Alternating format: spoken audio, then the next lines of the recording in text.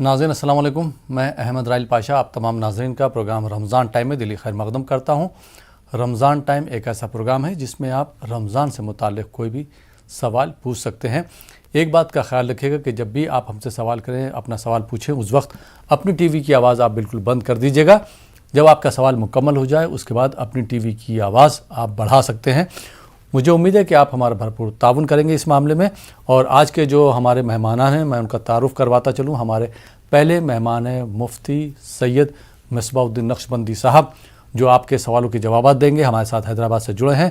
اور ہمارے دوسرے مہمان ہیں جناب احسن صابری صاحب، جو کریم نگر تلنگانہ سے جڑے ہیں، جو آپ کی خدمت میں حمد اور نعت کا نذرانہ پیش کریں گے۔ آپ دونوں حضرات کا ایک اب ہمارے پروگرام رمضان ٹائم میں دلی خیر مقدم ہے۔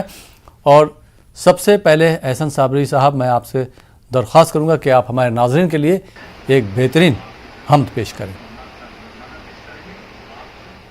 جی بالکل، بسم اللہ الرحمن الرحیم۔ جام وحدت پلا دیا تو نے، ہائے بے خود بنا دیا تو نے، جام وحدت پلا دیا تو نے، ہائے بے خود بنا دیا تو نے، خود کو پہچان کر تجھے جانا،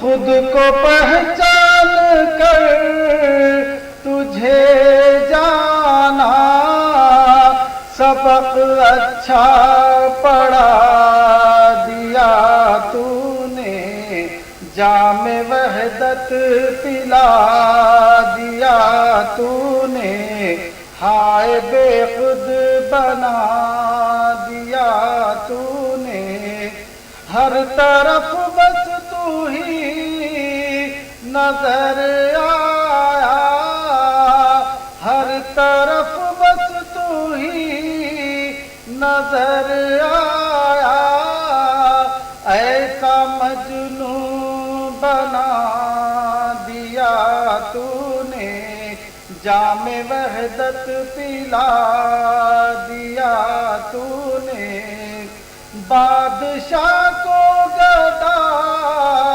گدا کو امیر، بادشاہ کو گدا، گدا کو امیر، جیسا چاہا بنا دیا تو نے، جام وحدت پلا دیا تو نے، ہاشمی پر ہوئی جو تیری نظر، ہاشمی پر ہوئی جو تیری نظر، اس کو انسان بنا دیا تو نے، کیا بات، بہت خوب۔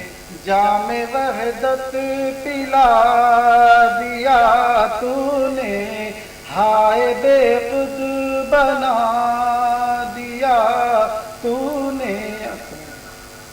جی بہت بہت شکریہ محمد احسن صابری صاحب خوبصورت کلام پیش کرنے کے لیے۔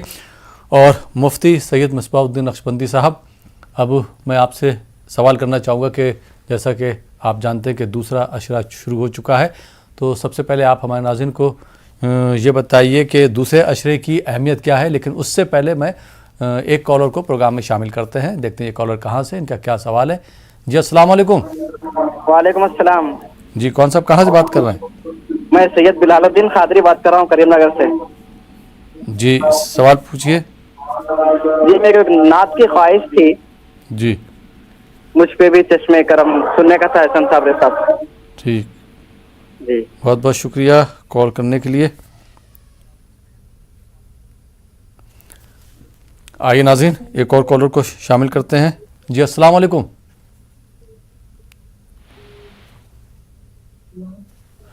غالباً کال ہو گیا۔ جی مفتی صاحب، آپ سے میرا پہلا سوال یہی ہے کہ دوسرا عشرہ شروع ہو چکا، تو دوسرے عشرے کی کیا اہمیت ہے، کیا فضیلت ہے، وہ آپ ہمارے ناظرین کو بتائیں۔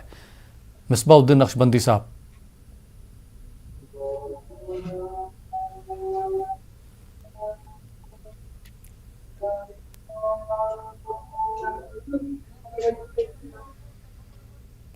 جی میری آواز آپ تک پہنچ رہی مصباح الدین نقشبندی صاحب؟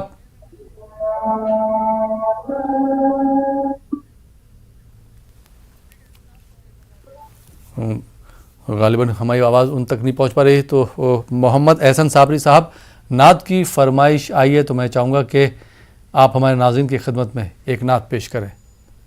احسن صابری صاحب۔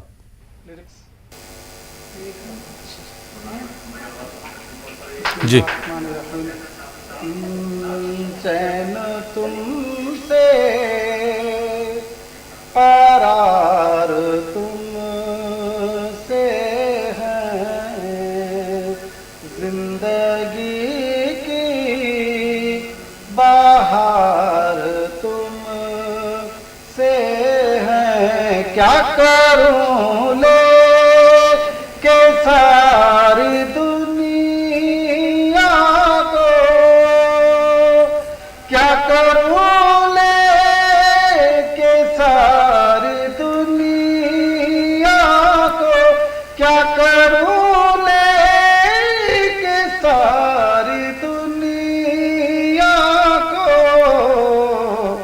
میرے دل کا قرار تم سے ہے، میرے دل کا قرار تم سے ہے، لاج رکھنا آقا لاج رکھنا کہ میں تمہارا ہوں، لاج رکھنا کہ میں تمہارا ہوں، میری جیت اور ہار تم سے ہے، میری جیت اور ہار تم سے ہے، چین تم سے قرار تم سے ہے،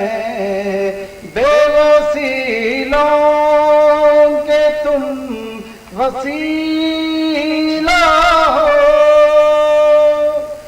بے وسیلوں کے تم وسیلہ ہو، فضل پروردگار تم سے ہے، فضل پروردگار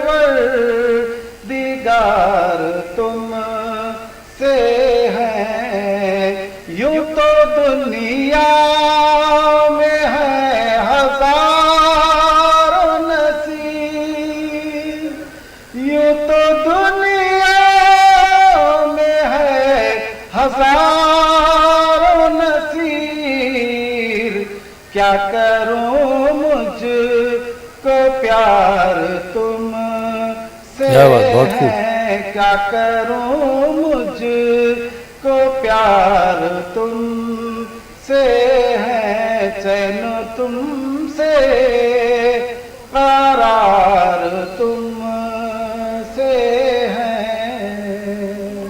بہت خوب، بہت بہت شکریہ محمد احسن صابری صاحب خوبصورت کلام پیش کرنے کے لیے۔ آئیے ناظرین اس خوبصورت کلام کے بعد ایک اور کالر کو پروگرام میں شامل کرتے ہیں۔ جی السلام علیکم۔ وعلیکم السلام۔ جی محترمہ کہاں سے بات کر رہی ہیں آپ؟ کشمیر سے بات کر رہی ہوں میں شبنم۔ جی سوال پوچھیے اپنا۔ جی دعاؤں میں یاد رکھیں، اور دعا کے لیے درخواست ہے پورے عالم مسلمان عالم کے لیے، اور ایک والی سنا دیجئے تاجدار حرم۔ ٹھیک، جی السلام علیکم۔ بہت بہت شکریہ کال کرنے کے لیے۔ جی مفتی صاحب دوسرا عشرہ شروع ہو چکا ہے، تو میری آپ سے درخواست ہے کہ آپ ہمارے ناظرین کو دوسرے عشرے کی کیا اہمیت ہے، کیا فضیلت ہے، وہ بیان فرمائیں۔ بسم اللہ الرحمن الرحیم، نحمده ونصلي ونسلم على رسوله الكريم وعلى آلہ وصحبہ اجمعین، اما بعد۔ رمضان المبارک کا آغاز ہوا اور پہلا عشرہ مکمل بھی ہو گیا اور دوسرے عشرے کا آغاز ہوا۔ اس بات سے اندازہ کیجئے کہ کس قدر ایام اپنی رفتار کے ساتھ آگے بڑھتے چلے جا رہے ہیں۔ تو ہم کو اس مہینے کی قدر کرنی چاہیے، اس مہینے کو غنیمت جانتے ہوئے اس میں عبادتوں کا اہتمام کرنا چاہیے۔ پہلا عشرہ مکمل ہو گیا، دوسرے عشرے کا آغاز ہو چکا ہے۔ احادیث مبارکہ میں دوسرے عشرے کے متعلق حضور پاک صلی اللہ علیہ وسلم نے ارشاد فرمایا وَأَوْسَطُهُ مَغْفِرَةٌ، کہ رمضان کا دوسرا عشرہ یہ مغفرت کا ہے، بخشش کا ہے۔ تو دوسرا عشرہ جو رمضان کا بخشش اور مغفرت کا ہے، یہ انسان کی زندگی کے دوسرے مرحلے کے لیے کارآمد ثابت ہوتا ہے۔ خاص طور پر جیسے کہ قبر کا جو مرحلہ ہوتا ہے، ایک ہے زندگی، پھر دوسرا مرحلہ ہے قبر، پھر تیسرا مرحلہ ہے حشر۔ تو قبر کے اندر بخشش و مغفرت کی ضرورت ہوتی ہے، تو رمضان کے دوسرے عشرے میں جس شخص کی بخشش ہو چکی ہے، جس کو مغفرت کا پروانہ اللہ سبحانہ و تعالیٰ کے دربار سے مل چکا ہے، تو اس کی قبر کی منزلیں آسان ہو جائیں گی، وہ وہاں پر راحت، سکون اور اطمینان کے ساتھ رہے گا۔ تو اس مبارک عشرے میں اللہ سبحانہ و تعالیٰ خاص طور پر بخشش اور مغفرت کا مژدہ اپنے بندوں کو سناتا ہے۔ تو پھر ہم اللہ تعالیٰ سے بخشش اور مغفرت کی بھیک مانگے، گناہوں کے سلسلے میں اللہ تعالیٰ کے دربار میں رجوع ہو کر توبہ و استغفار کریں۔ اور احادیث مبارکہ میں دعاؤں کے بارے میں بھی بتلایا گیا ہے کہ اس مبارک مہینے میں خاص طور پر ان دعاؤں کا اہتمام کرنا چاہیے۔ اشہد ان لا الہ الا اللہ، استغفر اللہ، اسألک الجنہ واعوذ بک من النار۔ یہ 4 کلمے ہیں۔ پہلے دو کلمے ہیں، ان کے بارے میں بتلایا گیا کہ اللہ سبحانہ و تعالیٰ کی رضا اس سے بندے کو حاصل ہوتی ہے۔ وہ کلمہ شہادت ہے اور استغفار ہے۔ اشہد ان لا الہ الا اللہ، استغفر اللہ، اشہد ان لا الہ الا اللہ، استغفر اللہ۔ اللہ تعالیٰ کی رضا ان 2 کلمات کے ذریعے سے بندے کو حاصل ہوگی۔ اور 2 کلمے ایسے ہیں کہ جن کے بغیر بندے کے لیے کوئی چارہ نہیں ہے۔ وہ کیا ہے؟ اسألک الجنہ واعوذ بک من النار۔ وہ اللہ تعالیٰ کے دربار میں عرض کرے کہ اے اللہ، میں تجھ سے جنت کا سوال کرتا ہوں اور دوزخ سے نجات کی بھیک مانگتا ہوں۔ تو ان 4 کلمات کثرت کے ساتھ رمضان المبارک کے مہینے میں پڑھتے رہیں، اور دوسرے مہینے میں خاص طور پر اللہ تعالیٰ کے دربار میں بخشش اور مغفرت کی بھیک مانگے اور کثرت کے ساتھ استغفار پڑھتے رہیں۔ استغفر اللہ، استغفر اللہ، استغفر اللہ، یا پھر استغفر اللہ ربی من کل ذنب واتوب الیہ۔ جی بہت بہت شکریہ مفتی سید مصباح الدین نقشبندی صاحب۔ آئیے ناظرین ایک اور کالر کو پروگرام میں شامل کرتے ہیں۔ جی السلام علیکم۔ وعلیکم السلام ورحمۃ اللہ وبرکاتہ۔ السلام علیکم ورحمۃ اللہ وبرکاتہ۔ میں محمد انور جاوید مہاراشٹر اورنگ آباد سے بات کر رہا ہوں، اور میرا سوال یہ ہے تبارک الذی اور سورہ سجدہ کے تعلق سے، جس کو آخرت کے لیے پڑھا جاتا ہے، اگر محرومین کے لیے پڑھنا ہے تو اس کو الگ سے پڑھنا ہے یا اسی میں ہو جائے گا؟ اور دوسری یہ میری نعت کی ایک فرمائش ہے، لا الہ الا اللہ کے بارے میں ذرا رہنمائی فرمائیے۔ بہت بہت جزاک اللہ۔ السلام علیکم ورحمۃ اللہ وبرکاتہ۔ اللہ تعالیٰ آپ لوگوں کو ہمیشہ سلامت رکھے، آمین آمین۔ بہت بہت شکریہ۔ جی مفتی صاحب کیا جواب دینا چاہیں گے جناب انور بسم جاوید اللہ صاحب؟ الرحمن الرحیم۔ سورہ ملک اور سورہ کہف کے بارے میں آپ نے دریافت کیا ہے، احادیث مبارکہ میں اس کی بڑی فضیلت آئی ہے۔ سورہ کہف جو شخص جمعہ کے دن پڑھتا ہے تو اللہ سبحانہ و تعالی اس کو دجال کے فتنے سے محفوظ رکھے گا۔ یہ فضیلت ہے سورہ کہف کی جمعہ کے دن پڑھنے سے متعلق۔ اور دوسری سورت جو ہے سورہ ملک، اس بارے میں حضور پاک صلی اللہ علیہ وسلم نے ارشاد فرمایا۔ اس بارے میں حدیث مبارک ہے، ایک صحابی سفر کرتے ہوئے کسی مقام پر پہنچے، انہوں نے وہاں پر اپنا خیمہ نصب کیا تو کیا دیکھتے ہیں کہ وہاں پر زمین کے نیچے سے آواز آ رہی ہے۔ غور سے انہوں نے سنا تو سورہ ملک پڑھنے کی آواز آ رہی تھی، تبارک الذی بیدہ الملک۔ سبحان اللہ۔ ان کو معلوم نہیں تھا کہ وہاں پر قبر ہے، زمین مسطح ہو چکی تھی، انہوں نے وہاں پر خیمہ نصب کیا۔ بعد میں جب حضور پاک صلی اللہ علیہ وسلم کی خدمت میں انہوں نے عرض کیا تو نبی پاک علیہ الصلوۃ والسلام نے ارشاد فرمایا کہ وہاں پر قبر تھی، اور چونکہ قبر پر تو کوئی خیمہ نصب نہیں کرتا، لیکن وہ قبر وہاں پر زمین مسطح ہونے کی وجہ سے نشان جو قبر کا تھا وہ مٹ چکا تھا، وہ صحابی کو معلوم نہیں ہوا۔ تو وہاں سے جو اندر سے سورہ ملک پڑھنے کی آواز آ رہی تھی، جب صحابی نے سرکار کی خدمت میں عرض کیا تو حضور صلی اللہ علیہ وسلم نے ارشاد فرمایا، نعم ہی المانعہ ہی المنجیہ تنجیہ من عذاب النار، ہاں وہ جو سورہ ملک ہے وہ قبر کے عذاب کو روکنے والی ہے، قبر کے عذاب سے نجات دلانے والی ہے، وہ آخرت اور دوزخ کے عذاب سے بھی نجات دلانے والی ہے۔ تو سورہ ملک کی یہ فضیلت ہے، اس کو روزانہ عشاء کی نماز کے بعد پڑھنا چاہیے تاکہ اللہ سبحانہ و تعالی اس مبارک سورت کی برکت سے عذاب قبر سے محفوظ رکھے۔ مغرب کے بعد یا عشاء کے بعد رات میں سونے سے قبل جیسا بھی سہولت ہو اس سورت کی تلاوت کر سکتے ہیں۔ اب رہا آپ نے پوچھا یہ 2 صورتیں تو پڑھتے ہیں، لیکن اگر کسی مرحوم کے ایصال ثواب کے لیے اس کو پڑھنا چاہتے ہیں تو کیا ایک مرتبہ پڑھ کر ہی دونوں کے لیے یعنی اپنے لیے آخرت کا ثواب اور مرحوم کے ایصال ثواب کے نیت کر سکتے ہیں؟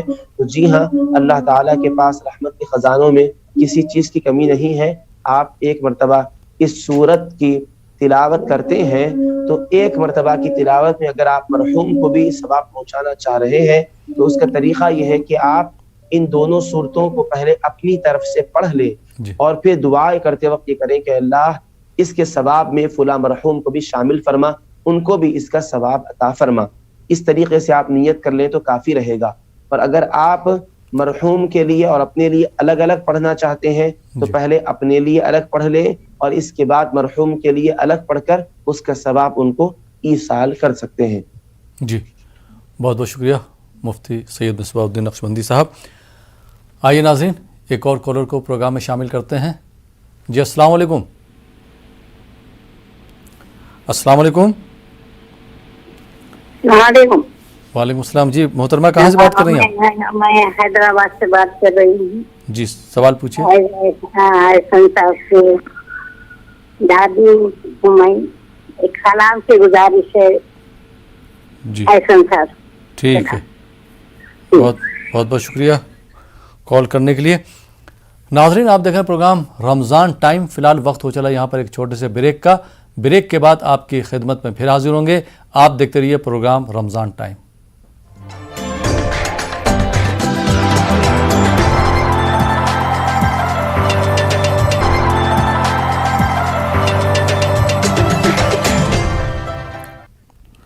ناظرین بریک کے بعد ایک بار پھر آپ کا خیر مقدم ہے۔ آپ دیکھ رہے ہیں ہمارا یہ خاص پروگرام رمضان ٹائم اور آپ کے سوالوں کے جوابات دے رہے ہیں مفتی سید مصباح الدین نقشبندی صاحب، اور حمد اور نعت کا نذرانہ پیش کر رہے ہیں محمد احسن صابری صاحب۔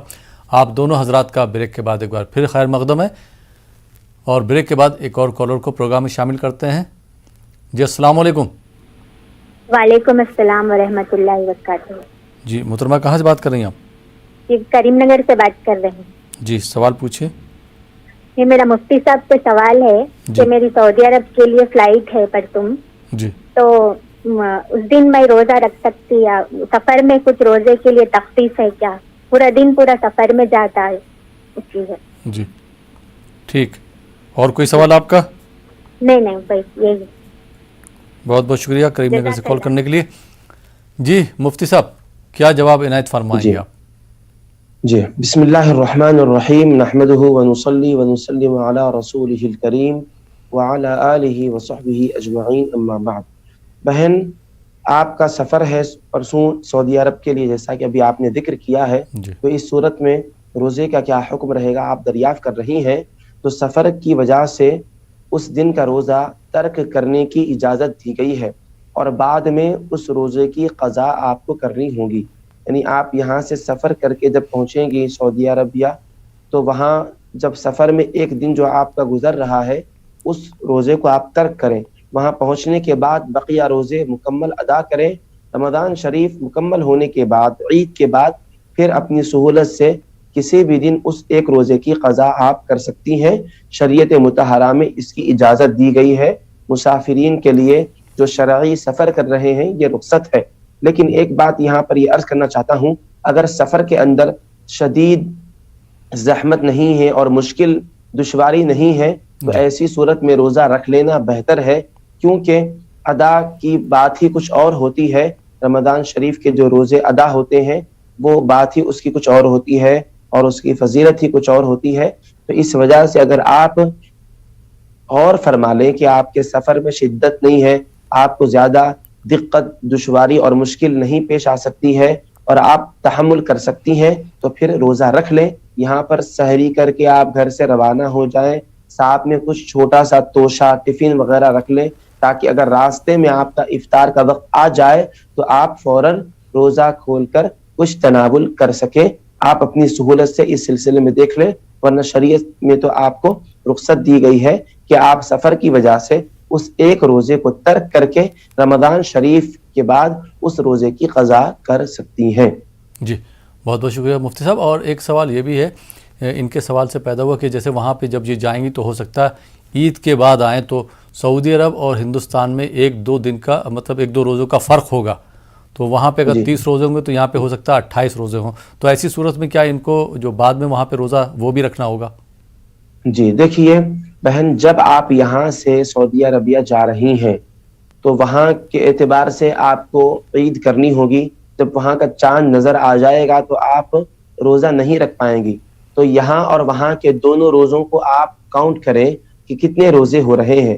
اگر آپ کے 29 روزے ہوتے ہیں تو پھر کوئی بات نہیں ہے. اگر 28 روزے ہو رہے ہیں تو پھر آپ کو ایک روزہ مزید وہاں پر رکھنا ہوگا. جی بہت بہت شکریہ مفتی سعید مصباح الدین نقشبندی صاحب. اور ناظرین، جیسا کہ آپ کو معلوم کہ ہمارے ساتھ نعت خواں محمد احسن صابری صاحب بھی جو ہیں کریم نگر سے جڑے ہیں. تو احسن صابری صاحب، ہمارے پاس کئی ایک نعت کی فرمائش آئی ہیں، تاجدار حرم کی بھی آئی ہے، حمد لا الہ الا اللہ کی بھی آئی ہے. تو میں چاہوں گا کہ آپ ہمارے ناظرین کے لیے جو آپ کو کلام یاد ہو وہ پیش کریں.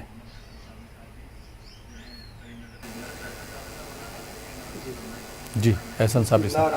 مجھ پہ بھی چشم کرم ہے میرے آقا کرنا، مجھ پہ بھی چشم کرم، مجھ پہ بھی چشم کرم اے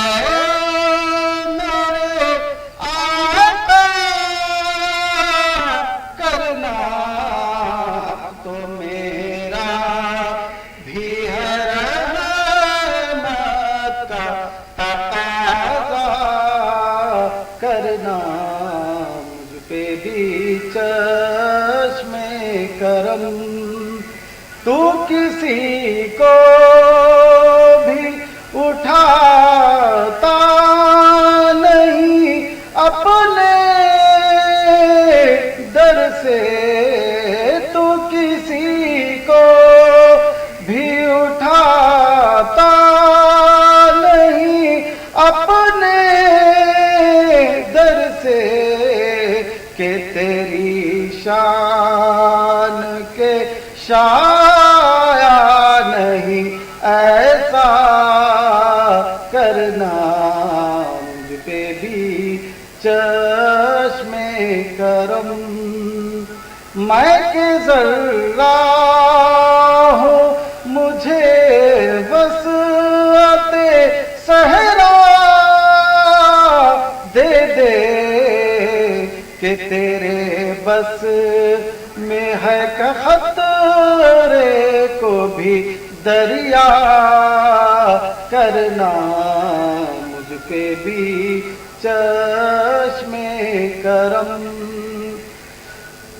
چاند کی طرح تیرے گرد وہ تاروں کا ہجوم، وہ تیرے حلقہ آشاب میں بیٹھا کرنا، مجھ پہ بھی چشم کرم، مجھ پہ بھی چشم کرم. بہت بہت شکریہ محمد احسن صابری صاحب. آئیے ناظرین، اس کلام کے بعد ایک اور کالر کو پروگرام میں شامل کرتے ہیں. دیکھتے ہیں یہ کالر کہاں سے، ان کا کیا سوال ہے. جی السلام علیکم. السلام علیکم ورحمۃ اللہ وبرکاتہ بھائی. وعلیکم السلام ورحمۃ اللہ وبرکاتہ. جی کون صاحب کہاں سے بات کر رہے ہیں؟ میں ایجی بڑا فتح شاہ اولڈ سٹی سے بات کر رہا ہوں صاحب. میں نابینا ہوں. میں فون پہ سنا تھا, مہربانی. میرے کو ٹی وی نہیں ہے. جی سوال پوچھیں اپنا. میرے 2 سوال ہے صاحب. جی پہلا سوال ہے, لیڈیز کے جو بال رہتے نا صاحب, وہ گھروں کے پاس آ کے لوگ بال لے کے برتن بچی کا جس سے زیادہ بال جو اتنا زیادہ جمع دیتے سمجھو. بچی بال کچھ بھی دیتے بال کے بدلے میں وہ دیتے. تو ایسا بال بیچنا بچی لینا ایسا لیڈیز کے بال دینا کیا اسلام اجازت دیتا؟ اور دوسرا سوال میرا یہ ہے صاحب کہ بچوں کی شادی میں کھانا بڑے شادی خانے میں دعوت کرو بولتے, غریب لوگ قرضہ ورضہ کر کے کرنا پڑتا شادی. تو جوڑے کی رقم میں تو بچی کی شادی میں دھوم سے کرو, ولیمہ اچھا شادی اچھا کرو بول کے 5-6 لاکھ قرضہ کر کے لے رہے ہیں. تو ایسا بچی کی شادی کھانا کیسا ہے بولے تو مہربانی فون پہ سنائیے. ٹھیک, بہت بہت شکریہ کال کرنے کے لیے. جی مفتی صاحب کیا جوابات دینا چاہیں گے آپ؟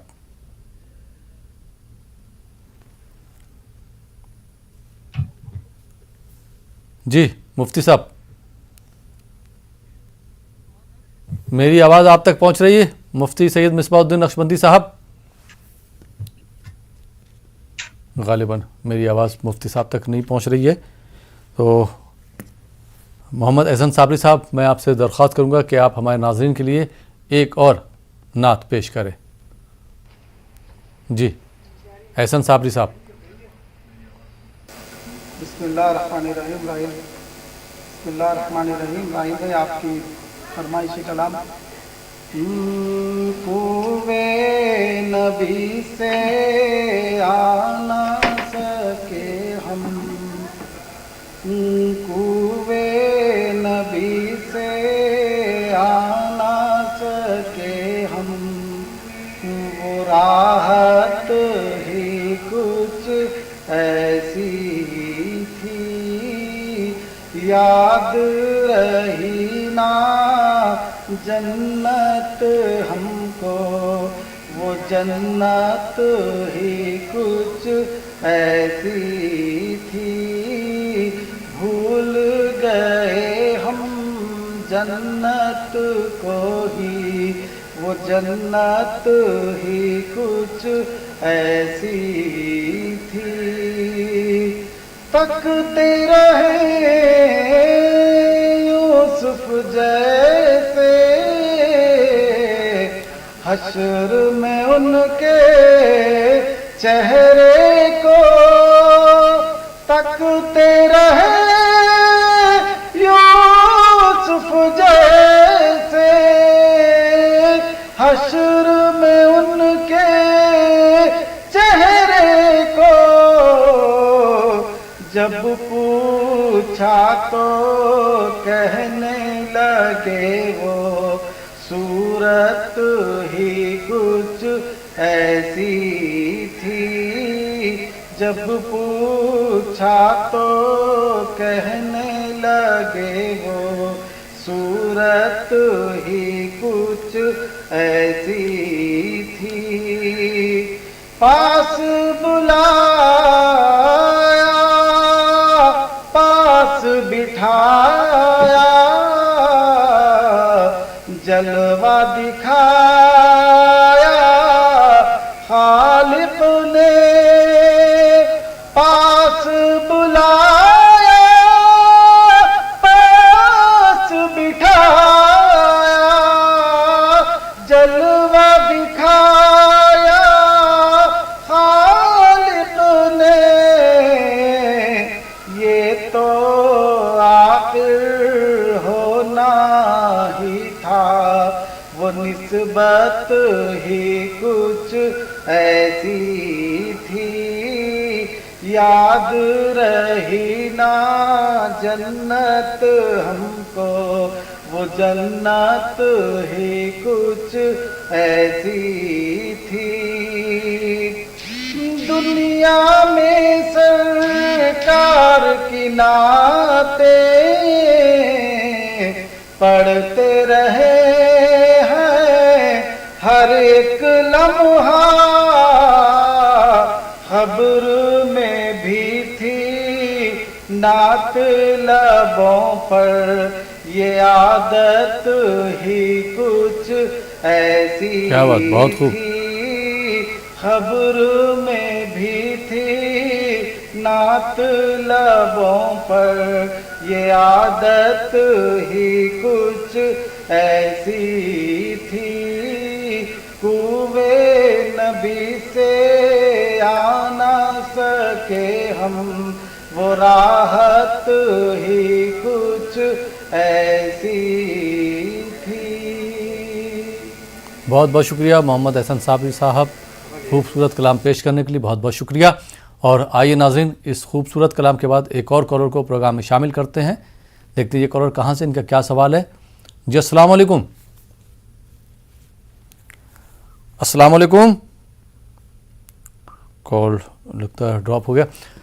जी मुफ्ती साहब, लोग अपने रोज़मर्रा की ज़िंदगी में रोज़े नहीं रख पाते कुछ लोग, और वो ये कहते हैं कि हम दरअसल कमज़ोरी है, हम रोज़ा नहीं रख सकते हैं, रोज़ा गर्मियाँ पड़ रही हैं, कुछ अलग तरीक़े की जो है उनकी शिकायत रहती है। ऐसी सूरत में शरीयत क्या कहती है?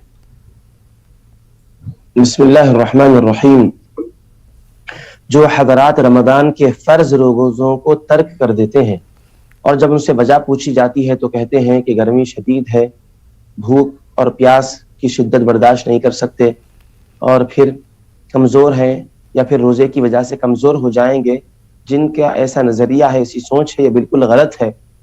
आज जो गर्मी है, गुज़श्ता ज़माने में जिस वक्त इस तरह की सहूलियात नहीं थी, एयर कूलर एयर कंडीशन का ज़माना नहीं था और ठंडे मशरूबात उम्दा ग़िज़ाएँ नहीं थी, इससे ज़्यादा और गर्मी थी, शिद्दत थी, और घर भी इस तरह नहीं हुआ करते थे, झोपड़ियों के अंदाज में, और मिट्टी के घर हुआ करते थे।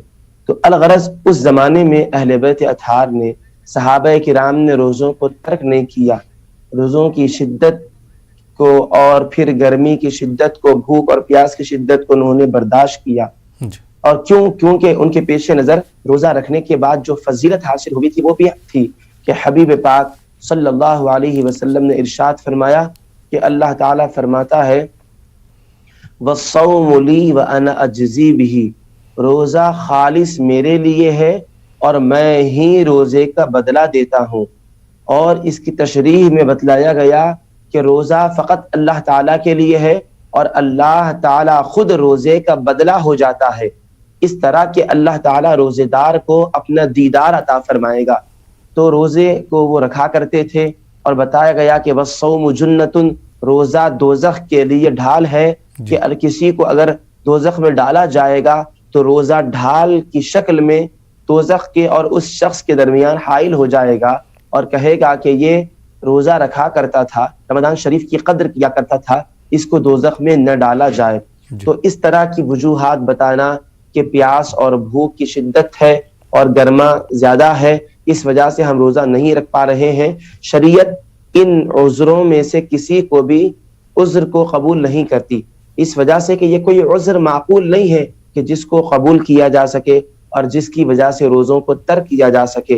भूख और प्यास की शिद्दत को बर्दाश्त करना ही होता है, और जो लोग सादा जहन हैं ये समझते हैं कि भूखे रहना है, प्यासे रहना है, रोज़ों की वजह से कमज़ोर हो जाएंगे, तो इस तरह के तसव्वुर को जहन से निकाल दें। हमारा खालिक और मालिक अल्लाह ताला है, उसने हमको पैदा किया, 11 महीनों में खाने का हुक्म दिया, हम खाते हैं, पीते हैं, लुत्फ अंदोज होते हैं, और रमज़ान में उसी ने रोज़ा रखने का हुक्म दिया। तो अल्लाह ताला हमको रोज़े की हालत में भूखा और प्यासा नहीं रखता, रोज़े की वजह से कमज़ोरी नहीं आती, बल्कि रोज़े की हालत में अल्लाह ताला अपने बंदे को रूहानी ग़िज़ा खिलाता है। रूहानी ग़िज़ा रोज़े की हालत में बंदे को दी जाती है। इसको समझाते हुए हज़रत मुहद्दिस दक्कन अबुल हसनात सैयद अब्दुल्लाह शाह नक्शबंदी मुजद्दिदी कादरी रहमतुल्लाह अलैह फरमाते हैं, देखो रमज़ान के अलावा किसी से कहो कि वो एक दिन का फाका रहे, पूरा दिन खाए पिए बगैर रहे, तो वो चक्कर खाकर गिर जाएगा, कमजोरी और ज़ौफ़ महसूस करेगा। वो भूखा एक वक्त खाना न खाए तो इंसान के बदन के अंदर कमजोरी महसूस होने लगती है और फिर गुनूदगी उसको आती है। लेकिन रोजे की हालत में वो भूखा रहता है, प्यासा रहता है, लेकिन ये कैफियत उसके साथ नहीं होती। क्यों? क्योंकि रोजे की हालत में बज़ाहिर तो वो कुछ खा पी नहीं रहा है, سحری میں کھاتا ہے تو افطار میں کھاتا ہے, سارا دن بھوکا رہتا ہے, لیکن اللہ تعالیٰ اس کو روحانی غذا کھلاتا ہے. اسی لیے روزے دار اگر بازار سے بھی گزر رہا ہو, اس کے سامنے مشروبات ہوں, اس کے سامنے تلن بھونن کی چیزیں ہوں, لیکن اس کا دل للچاتا نہیں, اس کو روزہ محسوس نہیں ہوتا. کیوں؟ کیونکہ روحانی غذا اللہ تعالیٰ اس کو کھلاتا ہے. اور اگر روزے دار سے افطار کا وقت ہونے کے بعد کہا جائے کہ بھائی ذرا 10 منٹ انتظار کر لو, 10 منٹ کے بعد روزہ کھولنا, اب وہ بے چین ہو جاتا ہے, اب اسے انتظار نہیں ہوتا, اب صبر نہیں ہوتا. کیوں؟ کیونکہ جب افطار کا وقت آتا ہے تو روحانی غذا روک دی جاتی ہے, اب اس کو جسمانی غذا کی ضرورت ہے. اب وہ بے چین ہو کر روزے میں روزہ جب کھول لیتا ہے, پانی پینا چاہتا ہے, کھجور کھاتا ہے اور فروٹ اور میوہ جات کو کھاتا ہے. کیوں؟ کیونکہ روزے میں روحانی غذا ملتی تھی, اسی لیے کھانے پینے کی خواہش نہ ہوئی. جب افطار کا وقت ہوا روحانی غذا روک دی گئی, اب جسمانی غذا کا وقت ہے, وہ جسمانی غذا کی طرف متوجہ ہو جاتا ہے. تو کمزوری کے خیال سے اور گرمی کی شدت کی وجہ سے اور بھوک پیاس کی وجہ سے روزوں کو ترک کر دینا یہ انتہائی نامناسب بات ہے اور یہ گناہ کی بات ہے. شریعت اسلامیہ نے ان چیزوں میں سے کسی چیز کو عذر کے طور پر قبول نہیں کیا ہے. جس شخص کو طاقت اور توانائی اللہ تعالیٰ نے عطا فرمائی ہے وہ رمضان کا روزہ رہے, روزوں کا اہتمام کریں. بڑے بزرگ لوگوں کو دیکھیں, 50, 60, 70 سال ان کی عمر ہے, لیکن آج بھی ان کا شوق اور ذوق ایسا ہے کہ وہ روزوں کا اہتمام کر رہے ہیں. گھر والے کہتے ہیں کہ روزہ نہ رہی ہے, ڈاکٹر کہتا ہے کہ آپ کمزور ہیں, روزے میں آپ کو بہت تکلیف ہوگی, تب بھی ان کا شوق ایسا ہے کہ وہ روزہ رکھتے ہیں. اور یہ کہتے ہیں کہ اگر مر بھی جائیں تو روزے میں مر جائیں گے, لیکن روزے کو ترک نہیں کریں گے. موت آئے تو ہم اس حالت میں رہیں کہ روزے کی حالت ہو اور رمضان کا مہینہ ہو. تو ناظرین کرام, رمضان کے روزوں کی قدر کریں, کسی روزے کو ترک نہ کریں, اہتمام کریں. اللہ سبحانہ و تعالی روزے دار کو روزے کا ایسا اجر عطا فرماتا ہے اس کا تصور نہیں کر سکتے. جنت کے 8 دروازے ہیں, جنتی کسی دروازے سے بھی جنت میں جا سکتا ہے, لیکن روزے دار کے لیے ایک خاص دروازہ رکھا گیا ہے جس کا نام ریان ہے. روزے دار کو استقبال کر کے اس دروازے سے جنت میں بلایا جائے گا. تو یہ فضیلت ہے. روزوں کی قدر کریں, رمضان کی قدر کریں, روزوں کا اہتمام کریں. جی بہت بہت شکریہ مفتی صاحب, بہت اچھی طرح آپ نے جو ہے ہمارے ناظرین کو سمجھایا, بہت بہت شکریہ. آئیے ناظرین اس جواب کے بعد ایک اور کالر کو پروگرام میں شامل کرتے ہیں. جی السلام علیکم. السلام علیکم. وعلیکم السلام. جی کون صاحب کہاں سے بات کر رہے ہیں؟ جی میں تلنگانہ نظام آباد ڈسٹرکٹ سے بات کر رہا ہوں, محمد نثار الدین. جی سوال پوچھے. جی میرے 2 سوالات ہیں. اگر کسی کا جادو دین وغیرہ رہا تو کیا رمضان میں بھی رہتا ہے؟ ایک سوال. دوسرا سوال یہ ہے کہ اگر کسی شخص وہاں پہ اس کے ساتھ جادو ہے, جن ہے, تو وہ کیا پڑھے, کیا کرے اس کا علاج؟ اور میں روزی سے بہت 6 سال سے گھر پہ ہی ہوں, جاب ملتے ہیں لیکن چھوڑ کے آ جاتا ہوں. یہ 2 سوالات ہیں میرے. ٹھیک, بہت بہت شکریہ کال کرنے کے لیے. جی مفتی صاحب کیا جوابات دینا چاہیں گے؟ آپ دہرائیں, تھوڑا آواز صاف نہیں پہنچی ہے. جی انہوں نے یہ کہا کہ روزے رمضان کے دنوں میں بھی کیا جادو کا اثر لوگوں پر ہوتا ہے, جادو کا اگر لوگوں پر اثر ہے تو اس کے لیے کیا کرے, اس کو کس طرح سے ختم کیا جا سکتا ہے؟ جی بسم اللہ الرحمن الرحیم. رمضان شریف کے مہینے میں اللہ تعالی سرکش جنات کو, شیاطین کو قید کر دیتا ہے. جنات اور شیاطین قید کر دیے جاتے ہیں, اور رمضان شریف کے مہینے میں اللہ تعالی اپنے بندوں پر خصوصی رحمت نازل فرماتا ہے, تو بلائیں اور وبائیں انسانوں سے دور رہتی ہیں. البتہ اپنی کسی غلطی کی وجہ سے پریشان بھی ہو سکتے ہیں, لیکن رمضان کے مہینے میں اللہ تعالیٰ اپنے بندوں کو ہر طرح سے محفوظ رکھتا ہے, بلاؤں سے وباؤں سے ان کی حفاظت فرماتا ہے, اور اپنی خصوصی رحمت میں اللہ تعالیٰ ان کو جگہ عطا فرماتا ہے. دوسرا سوال جو آپ نے کیا کہ اگر جادو وغیرہ سے بچنا چاہتے ہیں, محفوظ رہنا چاہتے ہیں تو کیا کریں, تو اس سلسلے میں قرآن مجید کی جو 2 اخیر کی صورتیں ہیں, سورہ فلق, سورہ ناس, ان دونوں صورتوں کو کثرت کے ساتھ پڑھتے رہیں, اور پھر پڑھنے کے بعد ہاتھوں پر پھونک کر دم کر کے اپنے جسم پر پھیر لیں. اللہ سبحانہ و تعالی ان دونوں صورتوں کی برکت سے آپ کو اور ہم تمام کو جنات اور شیاطین کے اثرات سے اور دیگر غلط چیزوں سے محفوظ رکھے گا۔ جی بہت بہت شکریہ مفتی صاحب۔ آئیے ناظرین ایک اور کالر کو پروگرام میں شامل کرتے ہیں۔ جی السلام علیکم۔ غالباً کال ہو گیا۔ ناظرین آپ دیکھیں پروگرام رمضان ٹائم، فی الحال وقت ہو چلا ایک چھوٹے سے بریک کا۔ بریک کے بعد آپ کی خدمت میں پھر حاضر ہوں گے۔ آپ دیکھتے رہیے پروگرام رمضان ٹائم۔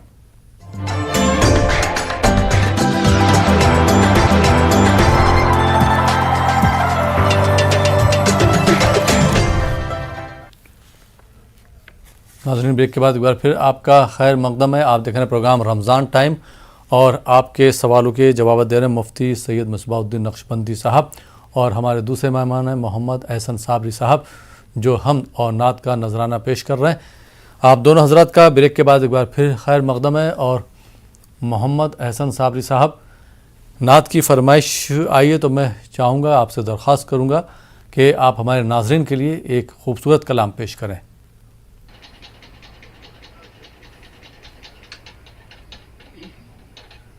جی بسم اللہ الرحمن الرحیم۔ میرے سرکار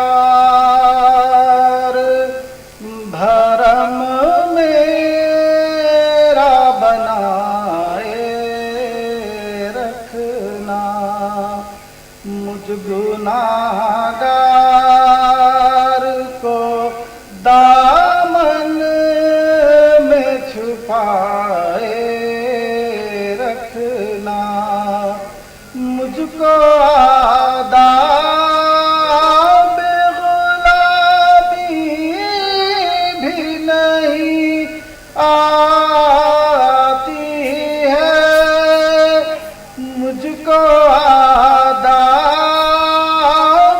غلامی بھی نہیں آتی ہے، میں برا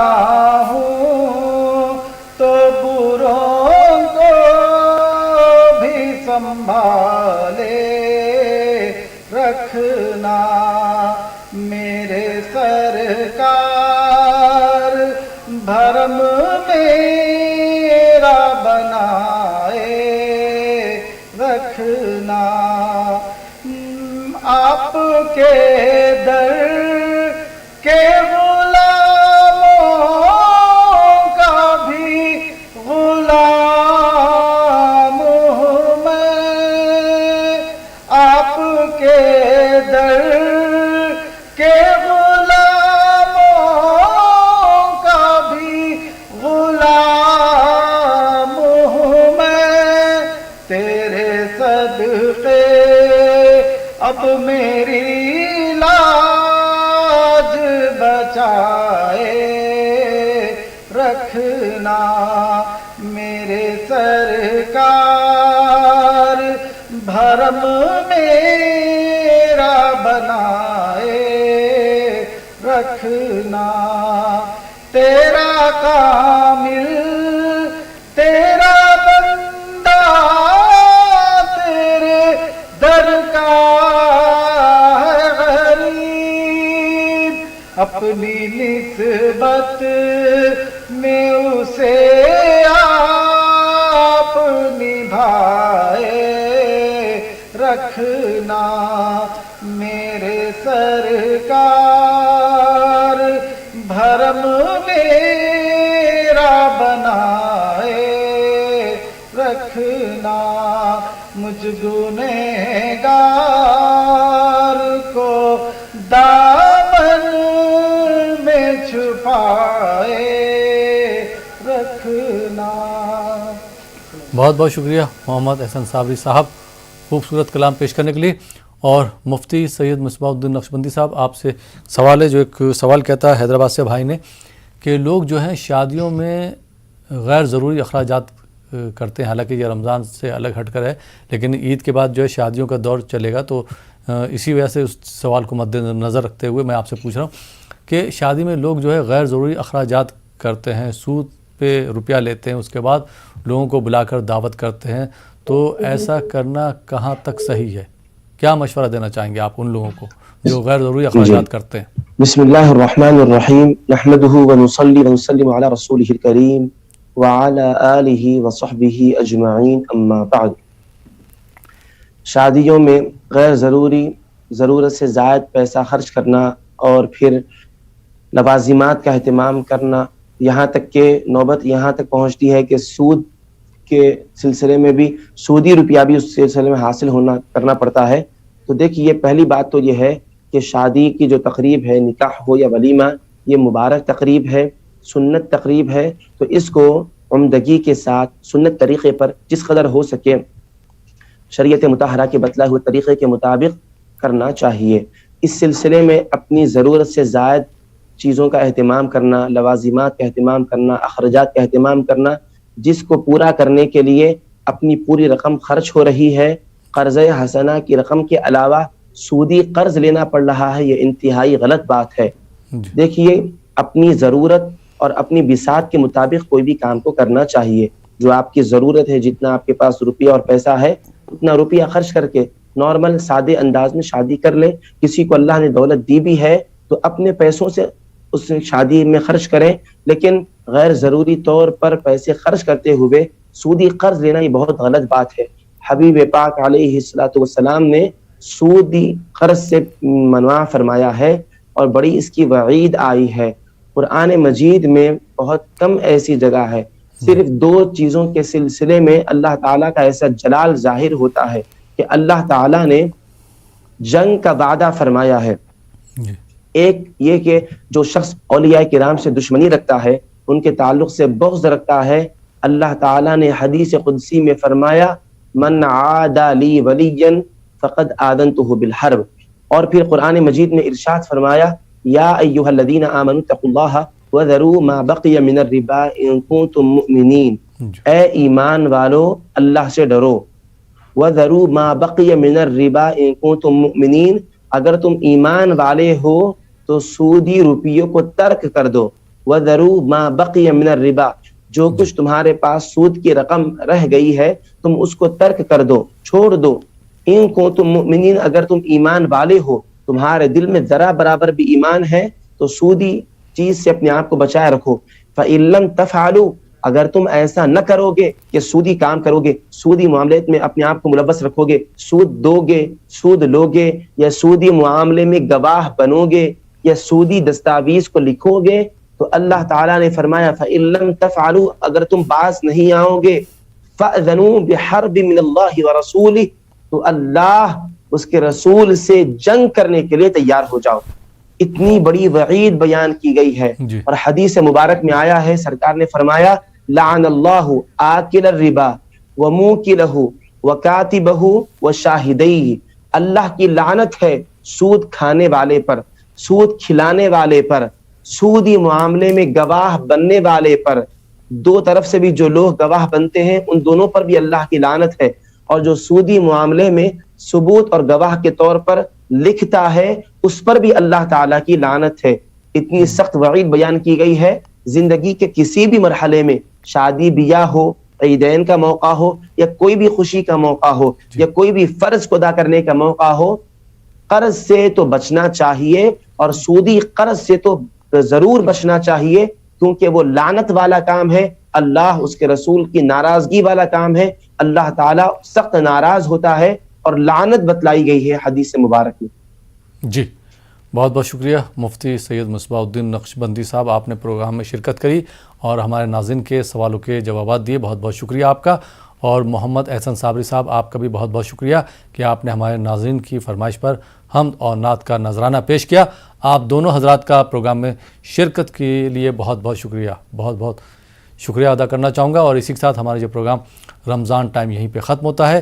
اسی کے ساتھ اپنے میزبان احمد رائل پاشا کو اجازت دیجیے، اور آپ دیکھتے رہیے نیوز 18 اردو۔